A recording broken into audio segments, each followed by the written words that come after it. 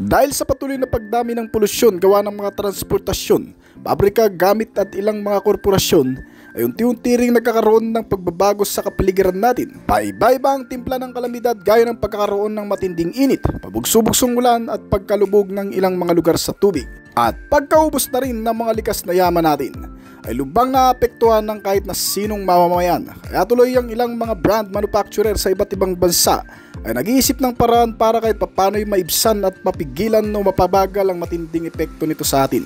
Kaya ng paglunsad ng mga electronically powered vehicle na kung saan karamihan sa mga ito ay hindi na naglalabas ng maraming karbon na sumisira sa ozone layer at upang maibalik at mas mapaganda ang kapaligiran.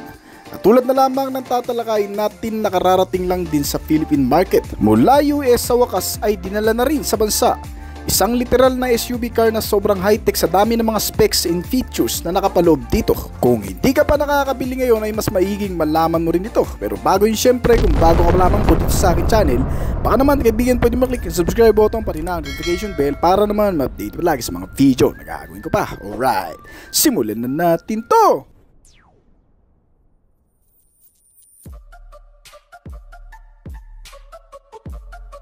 Nakakabilib makakita sa loob ng kalsada ng isang klase ng SUV na mala-armored ang dating. Yung parang akalaing gamit ng mga warship sa labas ng universe at dinala ngayon sa syudad para maging isang service at gamit sa kahit saang riding.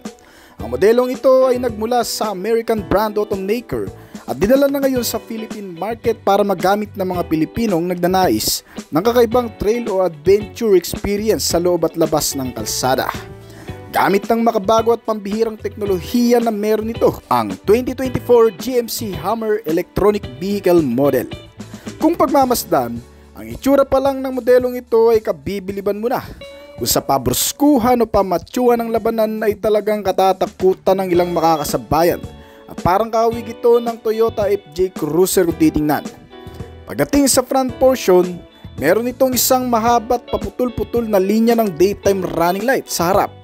Nagbibigay dito ng magandang angas at lakas ng visibility sa madidilim. At sa magkabilang dulo nito, na kung saan dito naman nakalagay ang mga turn signal light indicator nito para maging mas malinaw sa mga kasunod o mga kasalubong mo ang sign kung saan direction ka pupunta. Ang headlamp ay nasa ibaba para bigyan ka ng perpektong liwanag, lalo na sa gabi. Kasamang iba pang mga ilaw gaya ng mga nakakabit sa roof panel o sa bubong nito, sa harap at likod. Pati na ang magkapares na LED rectangular shape na tail lamp nito sa likod. Dinadala ang pagiging unique identity nitong modelo. Merong matitibay na chassis frame kasama ang mga steel plate na nakakabit sa ilalim upang maikubli at maprotektahan ang mga electric components, mga mekanism at iba pang under chassis sa ilalim nitong sasakyan. Kaya kahit mapuputik o maidaan sa mababato, ay hindi basta-bastang madadamage ang ilang mga piyesa sa ilalim nito. Binibigyan din ng pagiging isang off-roader na electric vehicle nito dahil sa mga inilagay ring mga front fender arc garnish sa bawat fender. Kasama ang mga side step board, malalaking gulong at may kasamang matataba at makakapal na suspensions. Nagpapakita ng katatagan kahit sa anumang kondisyon ng kalsadang dadaanan. Itong electronic SUV ay marami ring specs sa sistema ng pagpapaandar. Kaya ng kakaibang paggalaw nito lalo na kung ikaw ay natrap sa isang parkingan. Kung halimbawa na lang ay napagitnaan ka ng dalawang sasakyan, meron itong special features para dyan na tinatawag na crab walk features. Isang unique na 4-wheel steering mode na kung saan hindi lamang sa parkingan kundi pati sa off-road ay magagamit mo ito. Ito ay nilagyan ng flexible rack and pinion at front suspensions upang automatic na makontrol ang diagonal drive position ng wheel alignment at ng bawat mga gulong nito. Ito ang sagot sa mga taong nahihirapang mag-park sa masisikip na parkingan at ng mga baguhan pa lamang. Sa klase nitong sasakyan, kahit saang bagay mo ata gamitin ay pwedeng-pwede. Bukod sa pagkakaroon nito ng high upgrade features sa maneuverability, malakas na power output ng drivetrain pati sa pagkakaroon ng ilang mga convenient features, ay marami din ito, kagaya ng pagkakaroon nito ng storage space sa front and rear. Meron itong mga compartment-based storage na pwedeng kargahan ng maraming gamit, gaya ng sa front na akalain mong simpleng hood trunk na sa ilalim may makina pero hindi. Dahil ito ay isang espasyo para sa ilang mga kargamento na kayang kargahan ng hanggang sa 320 liters. At sa likod ay may mas malawak pang luggage compartment base. Automatic ding bumubukas ang mga pintuan nito sa pamamagitan ng remote key system. Kaya mas madali ang access sa paglalagay ng mga gamit dito. Kaya kung nag-iisip kang magkaroon ng camper van, ay bagay na bagay din talaga ito. Pwedeng panghakutan kung tutusin. Hindi lamang ng mga gamit kundi pati ng mga tao din. At perpekto para sa isang buong pamilya. Meron itong maluwag na interior base, malalapad na seats at auto-adjustable pa. At may kasamang mga console pocket ang makikita mo sa loob nito.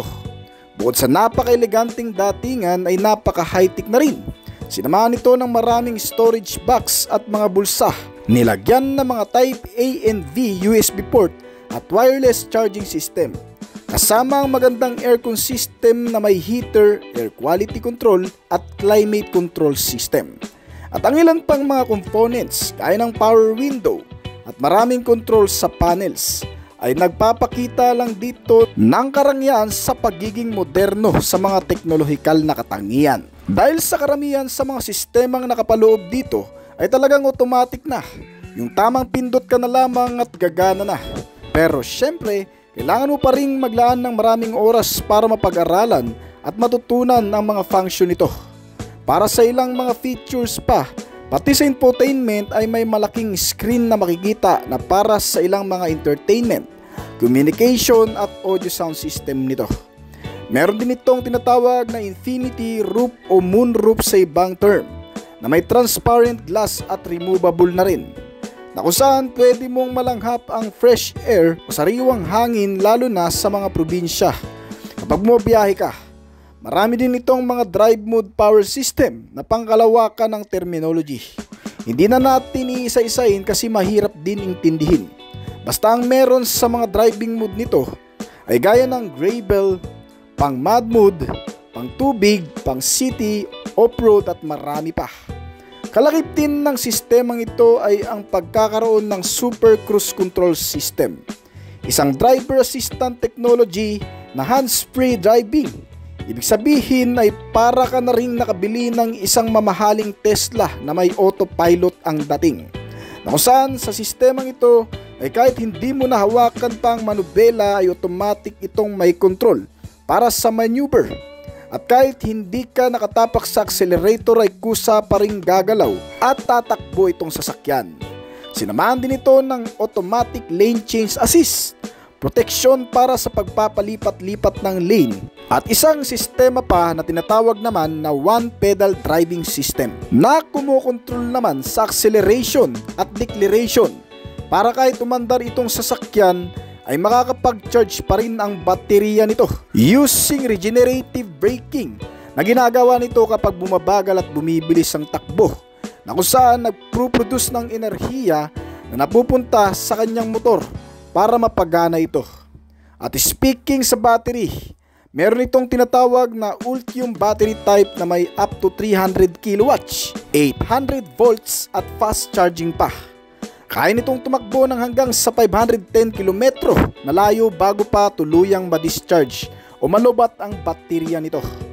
Ibig sabihin, kayang bumalik ng hanggang 2 beses mula Batangas hanggang sa Maynila bago pa ito tuluyang malobat. Ganyan katagal ang battery lifespan nito. At dahil napag-usapan na rin natin ang baterya, pag-usapan na rin natin ang nagpapagana sa modelong ito. Base sa car manufacturer, itong SUV Hummer ay pinapagana ng 2 o 3 electric motors.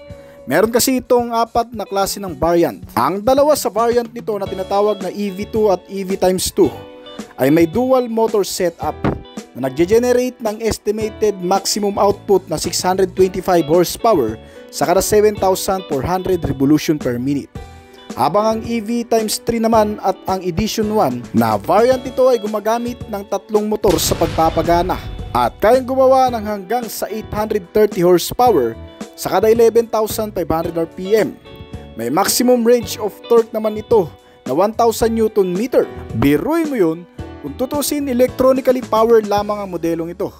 Pero kung susumamuin ay mas malakas pa ito sa mga defuel na mga sasakyan. Ito na din ata ang pinakamalakas na electronic vehicle sa ngayon na makikilala mo. Ang kaya nitong gawing bilis ay umabot ng 60 miles per hour sa loob lamang ng mahigit 3 segundo o sabihin na nating 4 na segundo. Katumbas yan ng 76 na kilometro sa loob lang ng 4 na segundo. Sobrang bilis yan mga kaibigan. Kaya panigurado ang pagdating ng modelong ito ay ang pagdagsa rin ng mga maniniwala sa American automaker. Bukod pa dyan, meron itong wheelbase size na 126.7 inches at may kabuuang laki ang mga gulong nito na 18 inch. Ang suspension na matitibay at malalaki, pure metallic ang gamit na pang heavy duty, pang off-road, pang terrain at may extra underbody protection. Kaya safe na safe sa off-road use. Mayroong ding mga nakakabit na low-mounted camera para mas ma-improve ang visibility habang nagmamaneobra. Kasama ang 360 camera nito sa buong paligid. Kitang-kita ang buong laki at lawak nitong sasakyan. At makikita naman sa front dash panel ang napaka-bruskong handling ng manubela nito kasama ang instrument meter panel gauge na TFT design at may modernong features. Makikita mo din ang ilang mga driving mode system, napaka-moderno at napaka-informative. Bukod pa dyan, marami pang mga safety and security features ang nakapaloob sa bagong SUV electronic vehicle. Kabilang ang ABS o anti-lock braking system, EBD, brake assist, emergency brake, mga parking sensor at ang ilang mga safety features na mag-iingat sa iyo sa pang-araw-araw. Bilang ang malakas na radar o sensor nito na siyang nakikiramdam sa kung anong galaw ng kapaligiran habang umaandar itong sasakyan. Wala pa mang malinaw na iba pang mga detalye tungkol sa safety features nito at sa iba pang mga advanced safety features na poprotekta sa iyo habang nakasakay ka dito. Dahil sa ngayon ay limitado pa lamang ang mga detalye na lumalabas sa internet habang bago pa lamang ang modelong ito sa Philippine market. Meron itong ground clearance na may sukat na 16 inches. Ang lapad nito ay umabot ng 93.7 inches. Ang haba naman nito ay umaabot ng 206 inches. Meron tong spare tire na nakalagay sa likuran sa mismong tailgate nito. At ang mga ilaw nito ay lahat mga naka-LED type na. May estimated price ito mula sa pinakamababang variant na nagkakahalaga ng hanggang sa 5,680,000 pesos. At hanggang sa top variant naman na may kabuuang presyo na 8 million pesos pag narito na sa bansa. Ang kabuuang presyo na yan ay estimated pa lamang at hindi pa opisyal. Maaring bumaba o maaring tumaas pa. Marahil hindi ka pa pamilyar sa isang ito kung titingnan. Isang bagong SUV na naman nakalalabas lang sa merkado ng Pilipinas ngayong taon lang ang makikilala mo sa pagkakataong ito. Nakakabilib na pormahan na may kakaibang katangian na dito mo lamang din matutuklasan. Bali ang modelong ito ay tinatawag na KG Mobility Torres na nagmula sa bansang Korea. Kung sa panlabas na disenyo nito ang batayan, ang kabuuang estilo ng disenyo nito ay hindi masyadong pamilyar sa karamihan. Lalo na kung hindi ka mahilig sa mga mamahaling sasakyan. Well, sa mga hindi nakakalam, ito ay kamukha ng Range Rover mga kaibigan. Madalang lang ang makikita mong ganito sa kalsada ng Pilipinas dahil sa karamihan sa kanila ay nasa ibang bansa lang madalas. Itong bagong KGM Torres, pagdating sa frontal face design, meron itong pinagsamang LED headlamp at DRL na may kakaibang disenyo.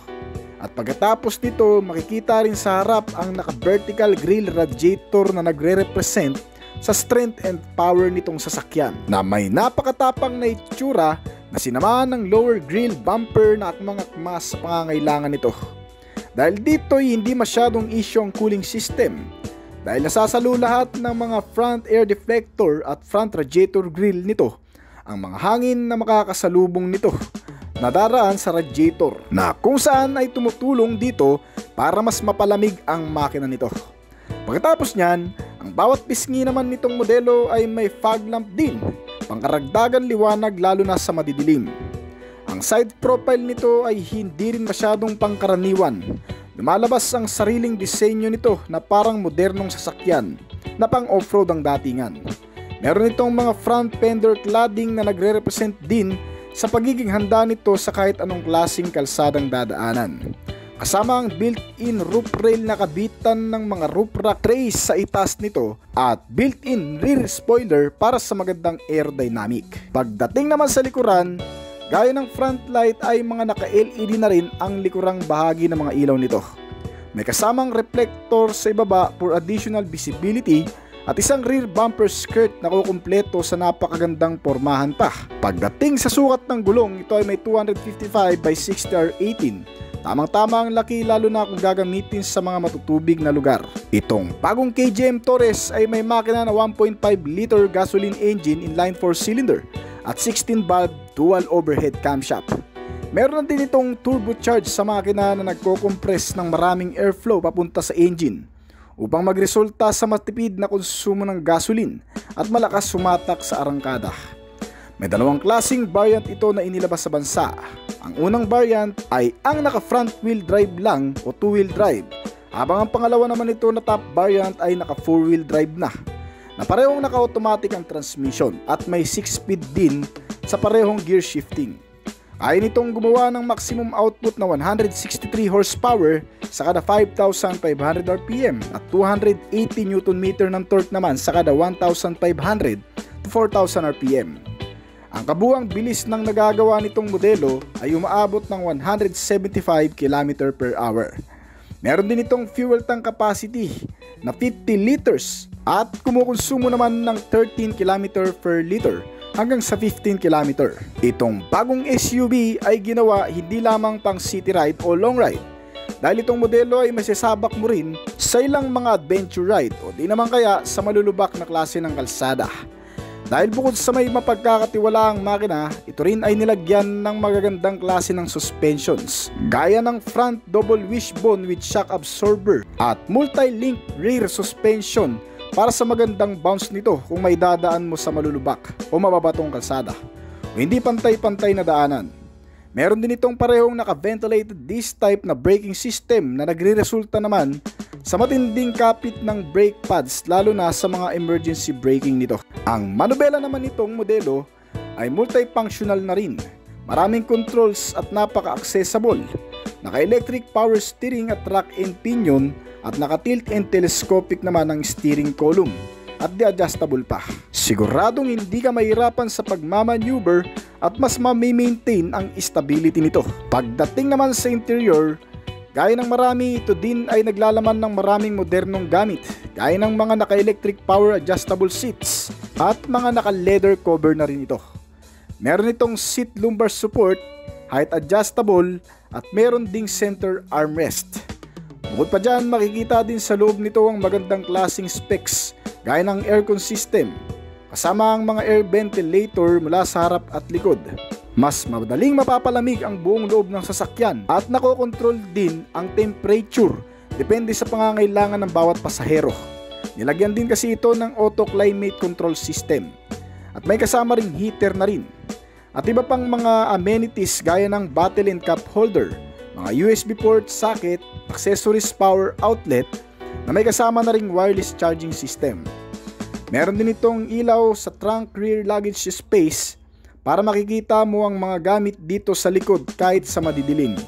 At kasama sa convenient features nito ay ang pagiging keyless entry na rin, with push start button sa ignition at may power windows sa front and rear. Talagang napaka-convenient dahil sa napakaraming features. Bukod pa dyan, nilagyan din itong bagong SUV ng adaptive cruise control system, isang aktibong safety features na kung saan ay automatic nitong nakokontrol ng preno at ang bilis ng takbo ng sasakyan kahit wala kang tinatapakang brake pedal o accelerator, kahit hindi ka nakatapak sa bawat pedal nito dahil sa sariling buton sa gilid ng manubela na makikita para ma-activate ito. At gumagana lalo na sa mga highway na kung saan dito makakapag-relax ka ng pagmamaneho. Ang KGM Taurus pagdating naman sa mga libangan na sentro ng ilan para maaliw sa napakalayong biyahe ay ang audio sound system nito. May kasamang monitor screen o TV na may sukat na 12.5 inch size display at di touchscreen pa. Naka Apple CarPlay at Android Auto na rin ito na may kasamang Bluetooth connectivity. Meron din itong USB auxiliary input at kasamang voice control system na rin. Pagdating naman sa mga safety measure, Hindi ka rin mangangamba sa araw-araw na biyahe lalo pat kinumpleto nito ang mahalagang sistema para mas maging ligtas ang bawat pagsakay. Nilagyan ito ng Advanced Autonomous Emergency Braking, isang bagong safety features na nakatuon para mamonitor ang paligid ng kalsada na dinadaanan nito. Kung biglang may mga tatawid na pedestrian at ibang mga sasakyan sa gilid na biglang sumisingit, ay kusa itong mag-a-apply ng brake o di naman kaya ay iiwas ng kabig kapag alanganin ang mga sitwasyon. Meron din itong high beam assistance system na kusang tumataas o nag-high ang ilaw lalo kung makakadaan ka sa mas madidilim na kalsada, at kusa rin itong maglo-low o hihina kapag may makakasalubong ka naman. Nilagyan din ito ng lane departure warning para mag-assist sa'yo kung lilipat ka ng lane o mga linya o kaya naman magpapalit ka ng direksyon. Nilagyan din ito ng driver attention alert, isang safety features na nakakasense ng capability ng driver. Halimbawa na lang nakainom o inaantok na ang driver nito o di naman kaya ay inaatake na ng hypertension, ay nasisense ng sistema nitong sasakyan para otomatiko ring huminto para hindi humantong sa malalang aksidente. Nilagyan din ito ng speed sensing door lock, usang nagsasara ang pintuan kapag tumakbo ito ng 30 to 60 km/h. Meron din itong ADAS o tinatawag na Advanced Driving Assistance System. Ang primary focus ng sistemang ito ay upang maiwasan ang pagkabangga ng sasakyan sa pamamagitan ng mga features na nakapaloob dito, gaya ng lane departure warning na nagbibigay alerto sa driver sa mga pagpapalit ng linya o direksyon, at blind spot monitoring para sa mga biglaang sumusulpot sa mga pakurbada o mga biglaang nag-overtaking na mga kasabay mo. Meron din itong tire pressure monitoring para makita din ang gulong nito kung malambot na at kailangan ng dagdagan ng hangin, kasamang ilan pang mga safety features para mas kumumpleto at mas mapanatag ka sa araw-araw na gamit, gaya ng electric parking brake, engine check warning, front and side impact beams at emergency stop signal. Meron din itong rear camera, front and rear parking sensor for better parking assistance, kasama ang 360 camera, isang 3D camera na kumukuha ng video sa buong paligid nitong sasakyan para makikita mo kung may mga matatamaan kang debris kapag aatras o may masasagi. Sinamahan din ito ng child safety locks, ISO fixed child mounts, mga seatbelt sa kada upuan kasama ang mga seatbelt warning nito, at mga airbags na rin. At bukod pa dun, dahil sa pang-off-road nga ang modelong ito, ay nilagyan na din ito ng traction control system at vehicle stability control system, mga sistemang nagpapanatili na magandang pagmamaniobra nitong sasakyan, lalo na kung may dadaan mo ito sa mapuputik na kalsada at mababato. Kaya rin itong tumawid ng ilog na hindi pinapasukan ng tubig sa loob, sa taas na 80 cm o halos isang dipa. Sinamahan din ito ng anti-lock braking system at electronic brake distributor at brake assist, mga basic safety features na para mag-assist at sumuporta sa braking procedure, na kung saan dito ay mas gagana at mas maayos ang paggamit ng braking system. Kung may mga safety features, meron din itong mga security features para hindi basta-bastang makarnap o manakaw ng kahit na sino, lalo na kung wala kang sariling parking sa iyong bahay. Meron itong power door lock, central locking, kasama ang anti-theft alarm, engine immobilizer at anti-theft device.